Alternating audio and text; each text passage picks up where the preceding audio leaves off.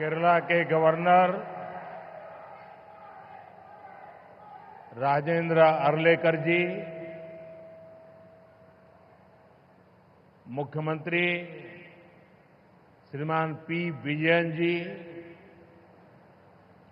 केंद्रीय कैबिनेट के मेरे सहयोगीगण, मंच पर मौजूद अन्य सभी महानुभाव और केरला के मेरे भाई और बहनों, കേരള ഗവർണർ രാജേന്ദ്ര അർലേക്കർ ജി, മുഖ്യമന്ത്രി ശ്രീ പി പിണറായി വിജയൻ ജി, കേന്ദ്രമന്ത്രിസഭയിലെ എൻ്റെ സഹപ്രവർത്തകരെ, വേദിയിലും സദസ്സിലും ഉപവിഷ്ടരായിട്ടുള്ള മഹാനുഭാവന്മാരെ, കേരളത്തിലെ എൻ്റെ സഹോദരി സഹോദരന്മാരെ, എല്ലാവർക്കും എൻ്റെ നമസ്കാരം. ओरिकल कुड्डे श्री अनंत पद्मनाभ पांडे मणिलेक वरान साध तीर्थ दिल एनिक अतियाय സന്തോഷമുണ്ട. എല്ലാവർക്കും എൻ്റെ നമസ്കാരം. ഒരിക്കൽ കൂടി ശ്രീ അനന്ത പത്മനാഭന്റെ മണ്ണിലേക്ക് വരാൻ സാധിച്ചതിൽ എനിക്ക് അതിയായ സന്തോഷമുണ്ട്. साथियों, आज भगवान आदि शंकराचार्य जी की जयंती है. 3 वर्ष पूर्व सितंबर में मुझे उनके जन्मभूमि क्षेत्र में जाने का सौभाग्य मिला था. मुझे खुशी है कि मेरे संसदीय क्षेत्र काशी में विश्वनाथ धाम परिसर में आदि शंकराचार्य जी की भव्य प्रतिमा स्थापित की गई है. मुझे उत्तराखंड के केदारनाथ धाम में आदि शंकराचार्य जी की दिव्य प्रतिमा के अनावरण का भी सौभाग्य मिला है. और आज ही देवभूमि उत्तराखंड में केदारनाथ मंदिर के पट खुले हैं. केरला से निकलकर देश के अलग अलग कोनों में मठों की स्थापना करके आदि शंकराचार्य जी ने राष्ट्र की चेतना को जागृत किया. इस पुनीत अवसर पर मैं उन्हें श्रद्धापूर्वक नमन करता हूं. സുഹൃത്തുക്കളെ, ഇന്ന് ഭഗവാൻ ആദി ശങ്കരാചാര്യ ജയന്തിയാണ്. 3 വർഷങ്ങൾക്ക് മുൻപ് സെപ്റ്റംബറിൽ എനിക്ക് അദ്ദേഹത്തിന്റെ ജന്മഭൂമി ക്ഷേത്രം സന്ദർശിക്കാനുള്ള സൗഭാഗ്യം ലഭിച്ചു. എൻ്റെ മണ്ഡലമായ കാശിയിൽ വിശ്വനാഥ ധാമിൽ അതിൻ്റെ പരിസരത്ത് ആദി ശങ്കരാചാര്യരുടെ ഭവ്യമായ പ്രതിമ സ്ഥാപിച്ചിട്ടുണ്ട്. എനിക്ക് ഉത്തരാഖണ്ഡിലെ കേദാരനാഥ് ധാമിലും ആദി ശങ്കരാചാര്യരുടെ ദിവ്യ പ്രതിമ അനാവരണം ചെയ്യുന്നതിനുള്ള സൗഭാഗ്യം ലഭിച്ചിട്ടുണ്ട്. ഇന്നാണ് ദേവഭൂമിയായ ഉത്തരാഖണ്ഡിൽ കേദാരനാഥ മന്ദിർ തുറക്കുന്നത്. കേരളത്തിൽ നിന്ന് പുറപ്പെട്ട രാജ്യത്തിൻ്റെ വിവിധ മഠങ്ങൾ സ്ഥാപിച്ചുകൊണ്ട് വിവിധ ഭാഗങ്ങളിൽ ആദി ശങ്കരാചാര്യർ രാഷ്ട്ര ചൈതന്യം ഉണർത്താൻ ശ്രമിച്ചു. ഈ പവിത്രമായ അവസരത്തിൽ ഞാൻ അദ്ദേഹത്തിന് മുന്നിൽ ശിരസ് നമിക്കുന്നു. साथियों, यहां एक और अपनी संभावनाओं के साथ उपस्थित ये विशाल समुद्र है और दूसरी ओर प्रकृति का अद्भुत सौंदर्य है. और इन सब के बीच हम न्यू एज डेवलपमेंट का सिंबल ये विजिंगम डीप वाटर सी पोर्ट है. मैं केरला के लोगों को, देश के लोगों को बहुत बहुत बधाई देता हूं. സുഹൃത്തുക്കളെ, ഇവിടെ ഒരു ഭാഗത്ത് അപാരമായ സാധ്യതകളുള്ള വിശാലമായ സമുദ്രം, മറുഭാഗത്ത് പ്രകൃതി സൗന്ദര്യം വാർന്നൊഴുകുന്ന വിവിധ പ്രദേശങ്ങൾ. ഇതിനിടയിൽ ഇന്ന് ന്യൂ ഏജ് ഡെവലപ്മെന്റിന്റെ മാതൃകയായി ഈ വിഴിഞ്ഞം ഡീപ്പ് വാട്ടർ സീപോർട്ട് നിലനിൽക്കുന്നു. ഞാൻ കേരളത്തിലെ ആളുകൾക്കും ദേശവാസികൾക്കും അഭിനന്ദനങ്ങൾ അറിയിക്കുകയാണ്. साथियों, इस सी पोर्ट को 8,800 करोड़ रुपीस की लागत से तैयार किया गया है. अभी इस ट्रांसशिपमेंट हब की जो क्षमता है वो भी आने वाले समय में बढ़कर के 3 गुनी हो जाएगी. यहां दुनिया के बड़े मालवाहक जहाज आसानी से आ सकेंगे.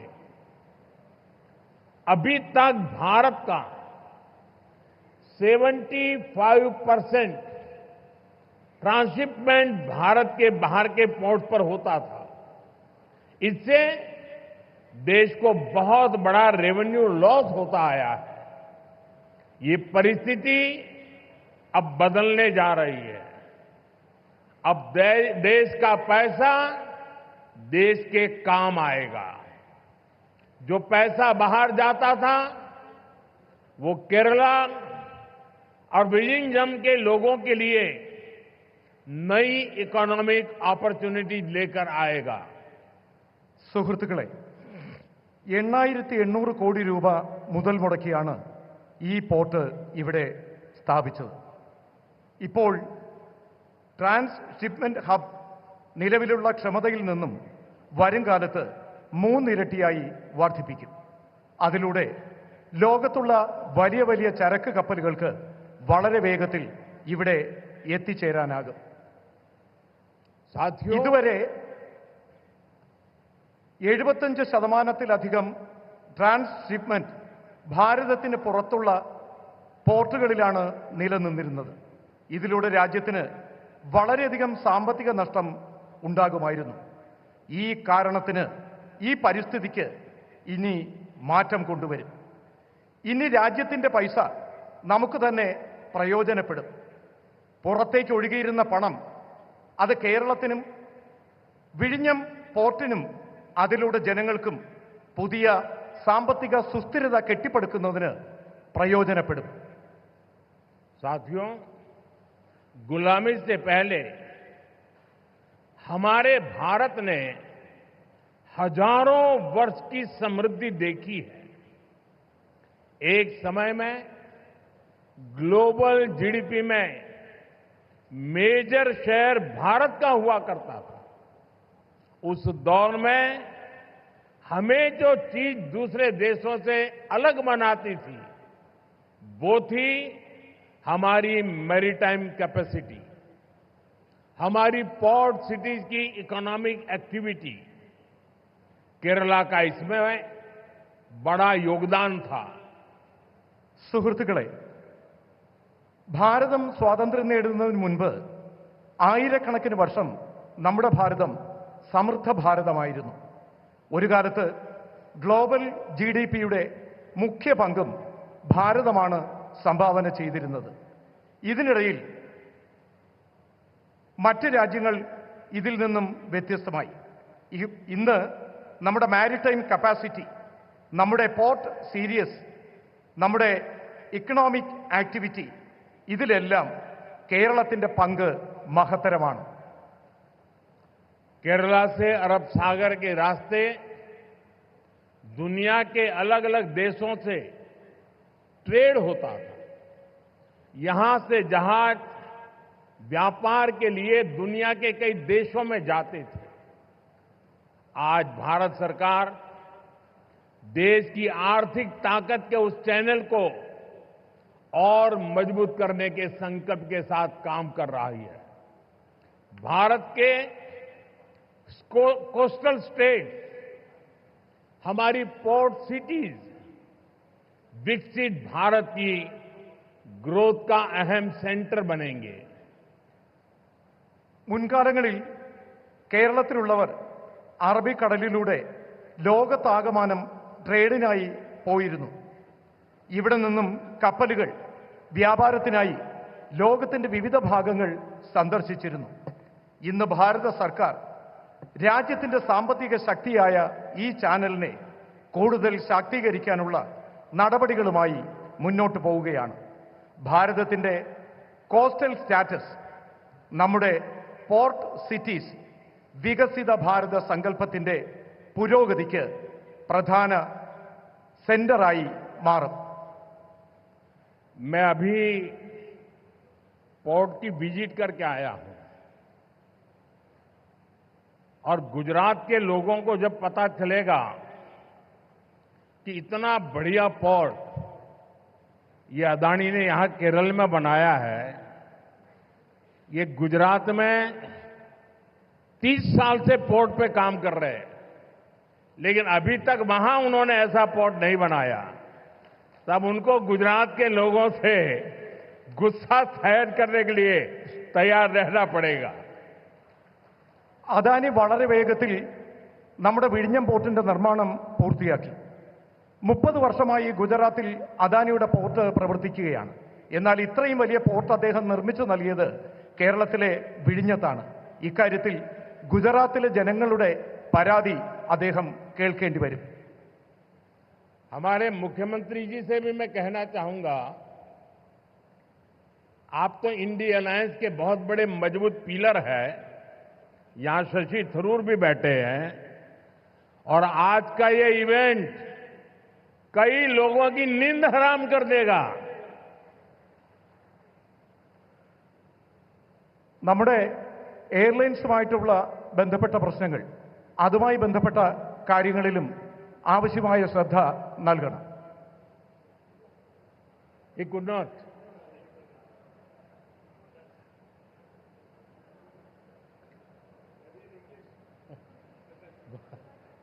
well, मैसेज चला गया जहां जा रहा था.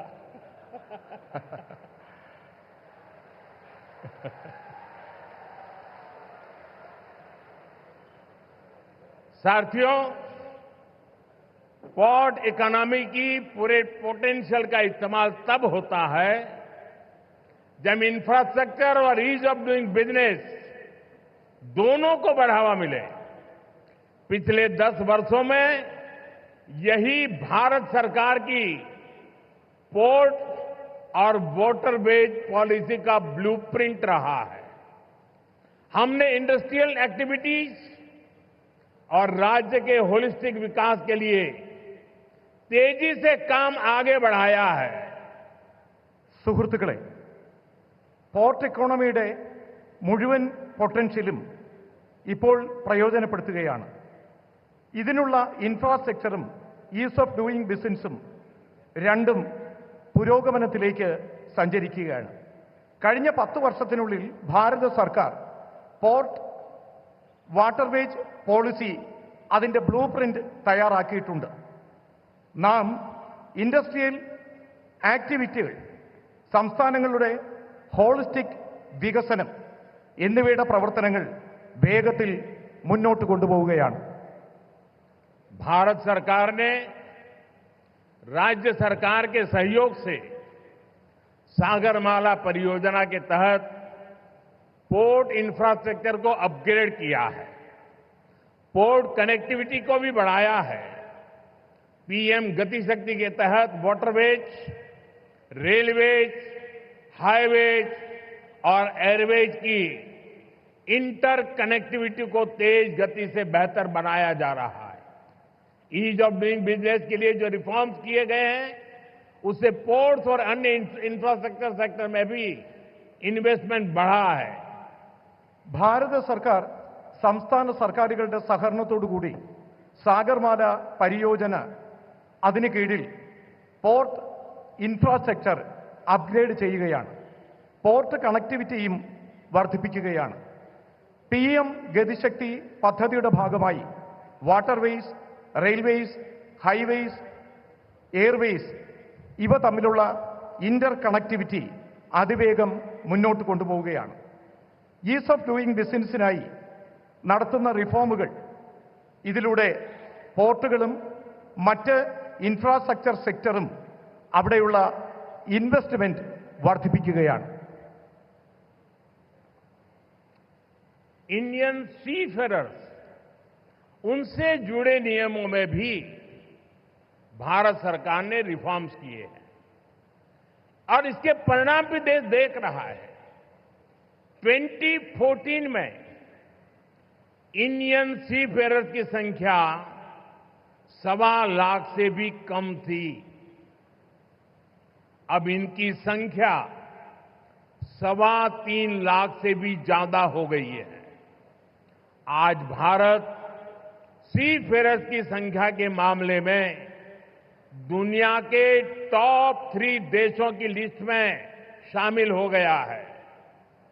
ഇന്ത്യൻ കടൽ യാത്രക്കാരുമായി ബന്ധപ്പെട്ട നിയമങ്ങളിലും ഭാരത സർക്കാർ മാറ്റം കൊണ്ടുവരികയാണ്. ഇതിന്റെ മാറ്റം രാജ്യത്ത് കാണാനാകുന്നു. 2014 ഇന്ത്യൻ സീ ഫെയേഴ്സിന്റെ എണ്ണം 1.25 ലക്ഷത്തിൽ കുറവായിരുന്നു. എന്നാൽ ഇപ്പോൾ ആ എണ്ണം 3.25 ലക്ഷത്തിലധികം വർദ്ധിച്ചിട്ടിരിക്കുകയാണ്. ഇന്ന് ഭാരതം കടൽ യാത്രക്കാരുടെ സംഖ്യയുടെ കണക്കിൽ ലോകത്ത് ആദ്യത്തെ 3 രാജ്യങ്ങളുടെ ലിസ്റ്റിൽ ഉൾപ്പെടുന്നു. फ्रेंड्स, शिपिंग इंडस्ट्री से जुड़े लोग जानते हैं कि 10 साल पहले हमारे शिप्स को पोर्ट्स पर कितना लंबा इंतजार करना पड़ता था। उन्हें अनलोड करने में लंबा समय लग जाता था। इससे बिजनेस, इंडस्ट्री और इकोनॉमी सबकी पर स्पीड प्रभावित होती थी। लेकिन हालात अब बदल चुके हैं। पिछले 10 वर्षों में हमारे प्रमुख बंदरगाहों पर शिप टर्न अराउंड टाइम में 30% तक की कमी आई है। हमारे पोर्ट्स की एफिशिएंसी में भी बढ़ोतरी हुई है, जिसके कारण हम कम से कम ज्यादा कार्गो हैंडल कर रहे हैं. ഷിപ്പിംഗ് ഇൻഡസ്ട്രിയുമായി ബന്ധപ്പെട്ട ആളുകൾക്കറിയാം, 10 വർഷങ്ങൾക്ക് മുൻപ് നമ്മുടെ കപ്പലുകൾക്ക് പോർട്ടിൽ ധാരാളം സമയം ചെലവഴിക്കേണ്ടി വന്നിരുന്നു. സാധനങ്ങൾ അൺലോഡ് ചെയ്യുന്നതിന് ദീർഘകാലം വേണ്ടി വന്നിരുന്നു. ഇതിലൂടെ ബിസിനസ്, ഇൻഡസ്ട്രി, ഇക്കോണമി ഇതിന്റെ എല്ലാം വേഗതയ്ക്ക് സ്വാധീനം ചെലുത്തി. എന്നാൽ ഇന്ന് കാലം മാറുകയാണ്. കഴിഞ്ഞ 10 വർഷത്തിനുള്ളിൽ നമ്മുടെ പ്രമുഖ തുറമുഖങ്ങളിൽ ഷിപ്പ് ടേൺ അറൌണ്ട് ടൈമിൽ 30% കുറവ് വന്നു. ഇതിലൂടെ പോർട്ടുകളുടെ എഫിഷ്യൻസി വർദ്ധിച്ചു. ഇത് കാരണം കുറഞ്ഞ സമയത്തിനുള്ളിൽ കൂടുതൽ കാർഗോ ഹാൻഡിൽ ചെയ്യാൻ നമുക്ക് കഴിയുന്നു. साथियों, भारत की सफलता के पीछे पिछले 1 दशक की मेहनत और विजन है. पिछले 10 वर्षों में हमने अपने पोर्ट्स की क्षमता को 2 गुना किया है. हमारे नेशनल वाटरवेज का भी 8 गुना विस्तार हुआ है. आज ग्लोबल टॉप 30 पोर्ट्स में हमारे 2 भारतीय पोर्ट्स हैं. लॉजिस्टिक परफॉर्मेंस इंडेक्स में भी हमारी रैंकिंग बेहतर हुई है. ग्लोबल शिप बिल्डिंग में हम टॉप 20 देशों में शामिल हो चुके हैं. സുഹൃത്തുക്കളെ, ഭാരതത്തിന്റെ ഈ വിജയം കഴിഞ്ഞ ദശകങ്ങളിലെ നമ്മുടെ പരിശ്രമത്തിന്റെയും കാഴ്ചപ്പാടിന്റെയും ഫലമാണ്. കഴിഞ്ഞ 10 വർഷത്തിനുള്ളിൽ നമ്മുടെ പോർട്ടുകളുടെ ക്ഷമത 2 ഇരട്ടി വർദ്ധിച്ചു. നമ്മുടെ നാഷണൽ വാട്ടർവേസിന്റെ വേഗത 8 ഇരട്ടി വർദ്ധിച്ചു. ഇന്ന് ഗ്ലോബൽ ടോപ്പ് 30 പോർട്ടുകളിൽ നാം 2ാം സ്ഥാനത്ത് നമ്മുടെ 2 പോർട്ടുകളുണ്ട്. ലോജിസ്റ്റിക്സ് പെർഫോമൻസ് ഇൻഡെക്സിലും നമ്മുടെ റാങ്കിംഗ് മികച്ചതാണ്. ഗ്ലോബൽ ഷിപ്പ് ബിൽഡിംഗിൽ നാം ആദ്യത്തെ 20 രാജ്യങ്ങളിൽ ഉൾപ്പെട്ടിട്ടുണ്ട്. अपने बेसिक इंफ्रास्ट्रक्चर को ठीक करने के बाद हम अब ग्लोबल ट्रेड में भारत की स्ट्रेटेजिक पोजीशन पर फोकस कर रहे हैं. इस दिशा में हमने मैरीटाइम अमृतकाल विजन लॉन्च किया है. विकसित भारत के लक्ष्य तक पहुंचने के लिए हमारी मैरीटाइम स्ट्रेटेजी का क्या होगी, हमने उसका रोड मैप बनाया है. നമ്മുടെ റോഡ് ബേസിക് ഇൻഫ്രാസ്ട്രക്ചർ ശരിയാക്കിയതിനു ശേഷം നാം ഇപ്പോൾ ഗ്ലോബൽ ട്രേഡിൽ ഭാരതത്തിന്റെ സ്ട്രാറ്റജിക് പൊസിഷൻ ഫോക്കസ് ചെയ്യുകയാണ്. ഈ ദിശയിൽ നാം മാരിടൈം അമൃത്കാൽ വിഷൻ ലോഞ്ച് ചെയ്തിട്ടുണ്ട്. വികസിത ഭാരതം എന്ന ലക്ഷ്യത്തിലേക്കുള്ള നമ്മുടെ യാത്രയിൽ, അവിടെ എത്തിച്ചേരുന്നതിനുള്ള നമ്മുടെ യാത്രയിൽ മാരിടൈം സ്ട്രാറ്റജി എന്താകും, ഇതിനായി നാം റോഡ് മാപ്പും തയ്യാറാക്കിയിട്ടുണ്ട്. आपको याद होगा G20 समिट में हमने कई बड़े देशों के साथ मिलकर India middle east Europe corridor पर सहमति बनाई है. इस रूट पर केरला बहुत महत्वपूर्ण पोजीशन पर है. केरला को इसका बहुत लाभ होने वाला है. നിങ്ങൾക്ക് ഓർമ്മ കാണും, G20 സമ്മിറ്റിൽ നാം വലിയ രാജ്യങ്ങളോടൊപ്പം ചേർന്ന് India middle east Europe corridor എന്ന കാര്യത്തിന് അനുവാദം നേടിയിട്ടുണ്ട്. ഈ റൂട്ടിൽ കേരളം വളരെ മുന്നിലാണ് പ്രവർത്തിക്കുന്നത്. കേരളത്തിന് ഇതിലൂടെ വളരെയധികം ലാഭകരമായ കാര്യങ്ങൾ ഉണ്ടാകും. साथियों, देश के मैरीटाइम सेक्टर को नई ऊंचाई देने में प्राइवेट सेक्टर का भी अहम योगदान है. पब्लिक प्राइवेट पार्टनरशिप के तहत पिछले 10 वर्षों में हजारों करोड़ रुपए का निवेश हुआ है. इस भागीदारी से न केवल हमारे पोर्ट्स ग्लोबल स्टैंडर्ड पर अपग्रेड हुए हैं, बल्कि वो फ्यूचर रेडी भी बने हैं. प्राइवेट सेक्टर की भागीदारी से इनोवेशन और एफिशिएंसी दोनों को बढ़ावा मिला है.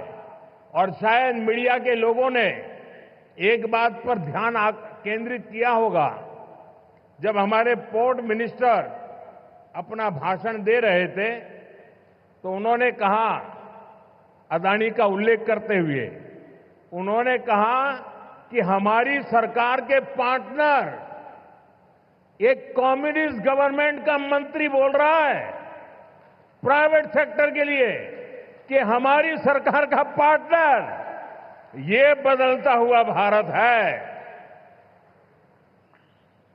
സുഹൃത്തുക്കളെ, രാജ്യത്തിന്റെ മാരിടൈം സെക്ടറിൽ ഉന്നതങ്ങൾ കീഴടക്കുന്നതിന് നാം പ്രൈവറ്റ് സെക്ടറിനും ആവശ്യമായ പരിഗണന നൽകണം. പബ്ലിക് പ്രൈവറ്റ് പാർട്ട്ണർഷിപ്പിലൂടെ കഴിഞ്ഞ 10 വർഷത്തിനുള്ളിൽ രാജ്യത്ത് കോടിക്കണക്കിന് രൂപയുടെ നിക്ഷേപം നടത്തിയിട്ടുണ്ട്. ഈ പങ്കാളിത്തം കേവലം നമ്മുടെ പോർട്സ് ഗ്ലോബൽ സ്റ്റാൻഡേർഡിൽ അത് അപ്ഗ്രേഡ് ചെയ്യുന്നതിന് മാത്രമല്ല, ഫ്യൂച്ചർ റെഡിയായി ഇത് നിലനിർത്തുന്നതിനും പ്രയോജനപ്പെടുത്തണം. പ്രൈവറ്റ് സെക്ടറിന്റെ പങ്കാളിത്തം, ഇന്നവേഷൻ, എഫിഷ്യൻസി ഇത് രണ്ടും വർദ്ധിപ്പിക്കുകയാണ്. നമ്മുടെ പ്രിയപ്പെട്ട പോർട്ട് മിനിസ്റ്റർ അദ്ദേഹം സ്വാഗതം പറഞ്ഞപ്പോൾ ശ്രീ അദാനിയെ ചൂണ്ടിക്കാണിച്ചുകൊണ്ട് പ്രൈവറ്റ് മേഖലയ്ക്ക് പ്രാധാന്യം നൽകണം എന്ന് പറഞ്ഞു. ഒരു കമ്മ്യൂണിസ്റ്റ് സർക്കാരിലെ മന്ത്രിയും ഇക്കാര്യത്തിന് പ്രാധാന്യം നൽകുന്നു എന്നുള്ളത് വളരെ സന്തോഷകരമായ കാര്യമാണ്. साथियों, हम कोच्चि में ship building and repair cluster स्थापित करने की दिशा में भी आगे बढ़ रहे हैं. इस क्लस्टर के तैयार होने के उसके कारण यहां रोजगार के अनेक नए अवसर तैयार होंगे. केरला के लोकल टैलेंट को, केरला के युवाओं को आगे बढ़ने का मौका मिलेगा. സുഹൃത്തുക്കളെ, നാം കൊച്ചിയിൽ ഷിപ്പ് ബിൽഡിംഗ് റിപ്പയർ ക്ലസ്റ്റർ സ്ഥാപിച്ചു കഴിഞ്ഞു. ഈ മാർഗത്തിൽ നാം മുന്നേറുകയാണ്. ഈ ക്ലസ്റ്റർ തയ്യാറാകുന്നതിലൂടെ അവിടെ ധാരാളം പുതിയ തൊഴിലവസരങ്ങൾ സൃഷ്ടിക്കപ്പെടും. കേരളത്തിന്റെ പ്രാദേശികമായ വിഭവങ്ങൾ, കേരളത്തിലെ യുവാക്കൾ, ഇതെല്ലാം അവർക്ക് മുന്നേറുന്നതിനുള്ള അവസരങ്ങൾ നൽകും. फ्रेंड्स, भारत की शिप बिल्डिंग कैपेबिलिटीज को बढ़ाने के लिए देश अब बड़े लक्ष्य लेकर चल रहा है. इस साल बजट में भारत में बड़े शिप के निर्माण को बढ़ाने के लिए नई पॉलिसी की घोषणा की गई है. इससे हमारे मैन्युफैक्चरिंग सेक्टर को भी बढ़ावा मिलेगा. इसका सीधा लाभ हमारे एमएसएमई को होगा और इससे बड़ी संख्या में एम्प्लॉयमेंट के और एंटरप्रेन्योरशिप के अवसर तैयार होंगे। ഫ്രണ്ട്സ്, ഭാരതത്തിലെ ഷിപ്പ് ബിൽഡിംഗ് കാപ്പബിലിറ്റീസ് പുരോഗതി കൈവരിക്കുന്നതിലൂടെ രാജ്യത്ത് ഈ ലക്ഷ്യത്തിലൂടെ പ്രവർത്തനങ്ങൾ നടക്കുകയാണ്. ഇന്ന് നമ്മുടെ രാജ്യത്തിന്റെ ബഡ്ജറ്റിൽ ഭാരതം വലിയ ഷിപ്പ് നിർമ്മാണ പ്രവർത്തനങ്ങൾക്കായി അതിന്റെ പുരോഗതിക്കായി പുതിയ പുതിയ പോളിസികൾ പ്രഖ്യാപിച്ചു. ഇതിലൂടെ നമ്മുടെ മാനുഫാക്ചറിംഗ് സെക്ടർ അതിന് പുരോഗതി കൈവരും. ഇതിന്റെ നേരിട്ടുള്ള പ്രയോജനം എംഎസ്എംഇ സെക്ടറിനും ധാരാളമായി ലഭിക്കും. ധാരാളമായി എംപ്ലോയ്മെന്റും എന്റർപ്രണർഷിപ്പും അതിനുള്ള അവസരങ്ങൾ കിട്ടും. साथियों, सही मायनों में विकास तब होता है जब इंफ्रास्ट्रक्चर भी बिल्ड हो, व्यापार भी बढ़े और सामान्य मानवीय की बेसिक जरूरतें भी पूरी हो। केरला के लोग जानते हैं, हमारे प्रयासों से पिछले 10 वर्षों में केरला में पोर्ट इंफ्रा के साथ साथ कितनी तेजी से हाईवेज, रेलवेज और एयरपोर्ट से जुड़ा विकास हुआ है। कोल्लम बाईपास और अलापुजा बाईपास जैसे वर्षों से अटके प्रोजेक्ट को भारत सरकार ने आगे बढ़ाया है। हमने केरला को आधुनिक वंदे भारत ट्रेनें भी दी हैं। ഫ്രണ്ട്സ്, അടിസ്ഥാന സൗകര്യ വികസനം സാധ്യമാകുമ്പോഴാണ് യഥാർത്ഥത്തിൽ വികസനം സാധ്യമായി എന്ന് പറയാൻ കഴിയുന്നത്. വ്യാപാര മേഖല പുരോഗതി കൈവരിക്കണം. സാധാരണക്കാരായിട്ടുള്ള മനുഷ്യരുടെ അടിസ്ഥാന സൗകര്യങ്ങൾക്ക് വികസനം കൊണ്ടുവരണം. കേരളത്തിലെ ആളുകൾ ഇതെല്ലാം അറിയുന്നതാണ്. കഴിഞ്ഞ 10 വർഷത്തിനുള്ളിൽ ഞങ്ങളുടെ പരിശ്രമങ്ങൾ കേരളത്തിലെ പോർട്ട് ഇൻഫ്രാസ്ട്രക്ചർ വികസനത്തിനൊപ്പം അതിവേഗത്തിൽ ഹൈവേകളും റെയിൽവേയും എയർപോർട്ടും ഇതുമായി ബന്ധപ്പെട്ട വികസന പ്രവർത്തനങ്ങൾക്ക് പ്രാധാന്യം നൽകി. കൊല്ലം ബൈപ്പാസും ആലപ്പുഴ ബൈപ്പാസും വർഷങ്ങളായി മുടങ്ങിക്കിടന്ന ഈ പദ്ധതികൾ ഭാരത സർക്കാർ വളരെ വേഗത്തിൽ പ്രവർത്തനങ്ങൾ പൂർത്തിയാക്കി. फ्रेंड्स, भारत सरकार केरला के विकास से देश के विकास के मंत्र पर भरोसा करती है। हम कोऑपरेटिव फेडरलिज्म की भावना से चल रहे हैं। बीते 1 दशक में हमने केरला को विकास की सोशल पैरामीटर्स पर भी आगे ले जाने का काम किया है।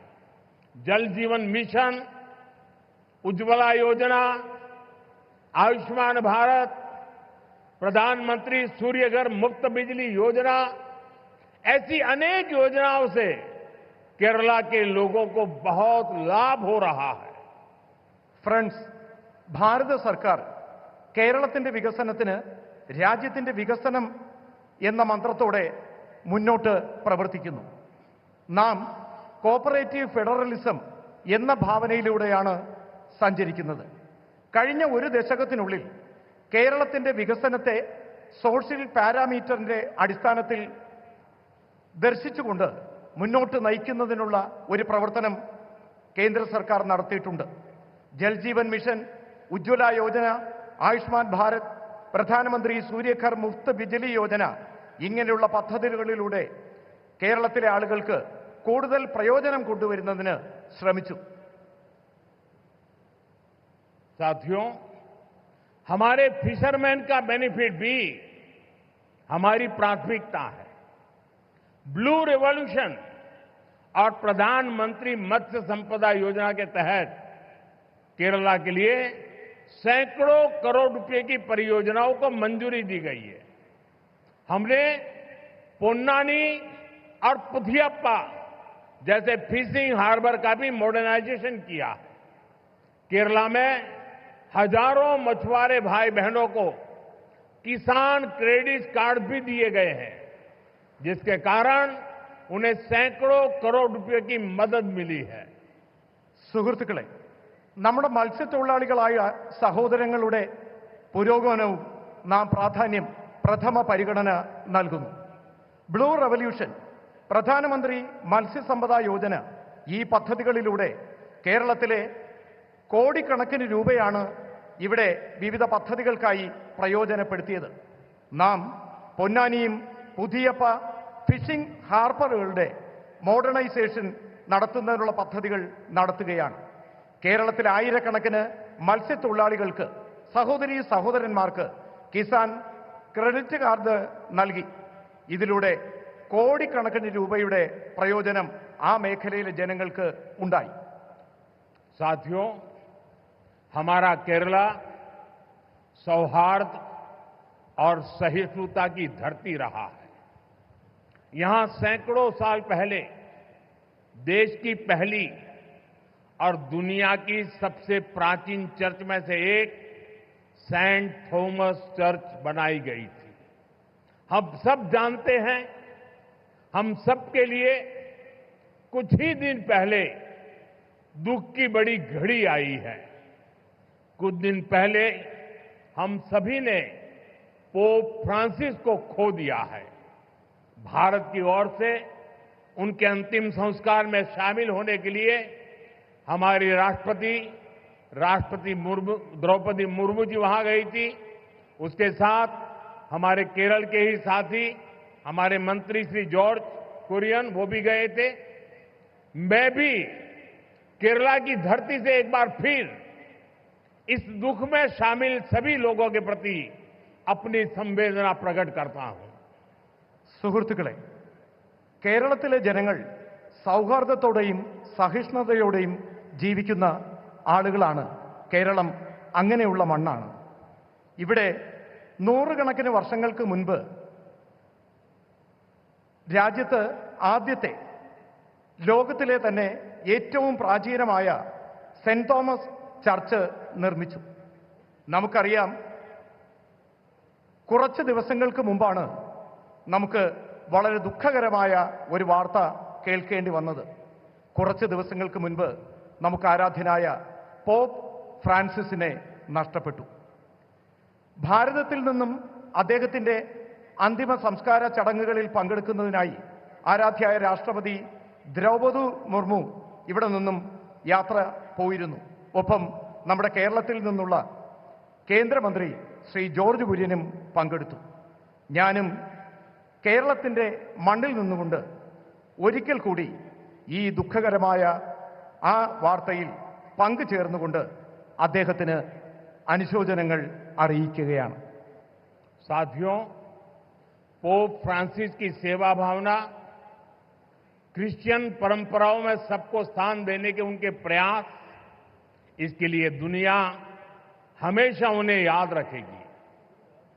मैं इसे अपना सौभाग्य मानता हूं कि मुझे उनके साथ जब भी मिलने का अवसर मिला, अनेक विषयों पर विस्तार से मुझे उनसे बातचीत का अवसर मिला और मैंने देखा हमेशा मुझे उनका विशेष स्नेह मिलता रहता था।